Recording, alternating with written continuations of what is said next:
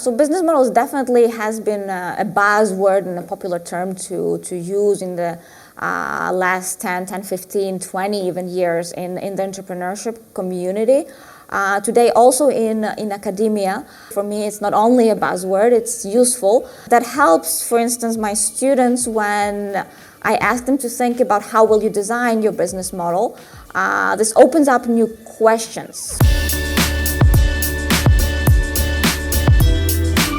I started my PhD dissertation in Spain in 2008 in AOM Business School, and I worked with Chris Zott, who has been at the origin of this academic start of the business model research since 2001. From my perspective, I was also interested in innovation, and it seemed to be an interesting place to look at innovation with business model eyes. I decided in my PhD to compare different innovation types, so product innovation, process innovation, about which we know much more from the innovation literature, with this emerging new kind of innovation, business model innovation.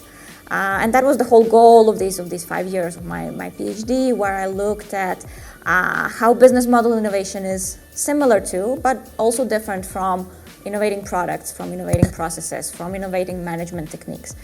And that approach converted into some empirical work as well, where I looked at how entrepreneurs innovate business models, and this step was a natural step, let's say, in this work, because often in innovation we see a lot of novelty, especially radical innovation, coming from new firms, coming from entrepreneurs, from founders who want to do things differently, very differently.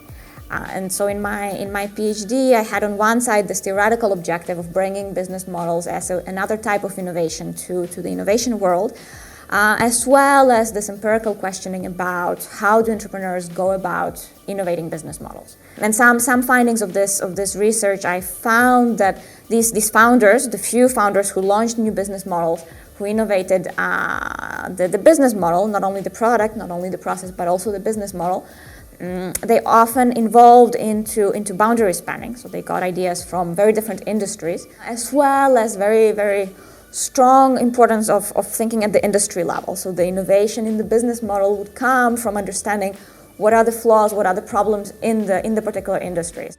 There is definitely a relationship between business models, business model innovation, and entrepreneurship. And every entrepreneur is confronted with this question: what kind of business model will I have, will I develop?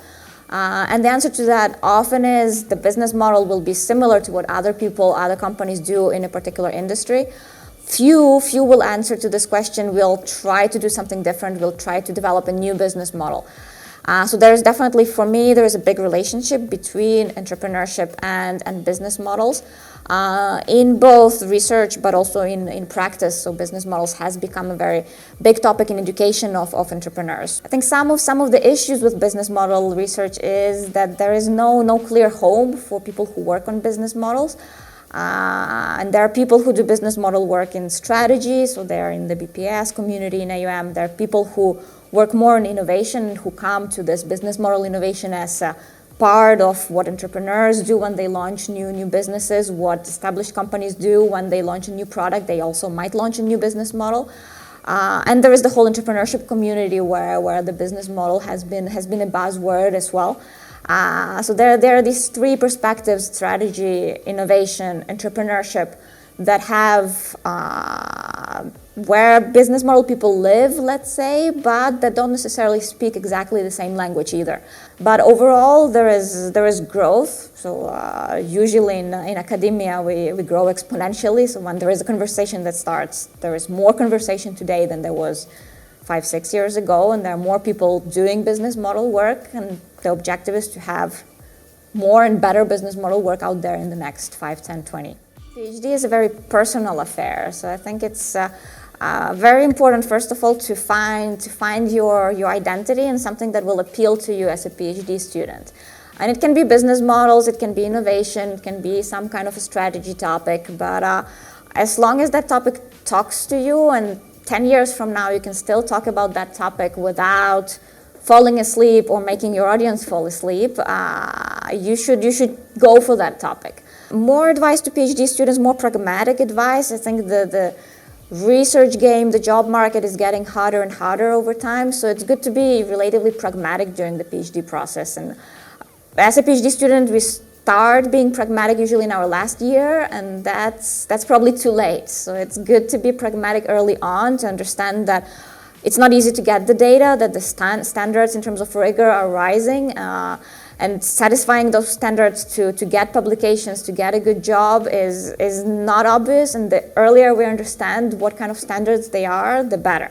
Being an expert in everything is relatively not so easy at the PhD stage. So I would say that specializing is better than trying to do everything in these beginning years.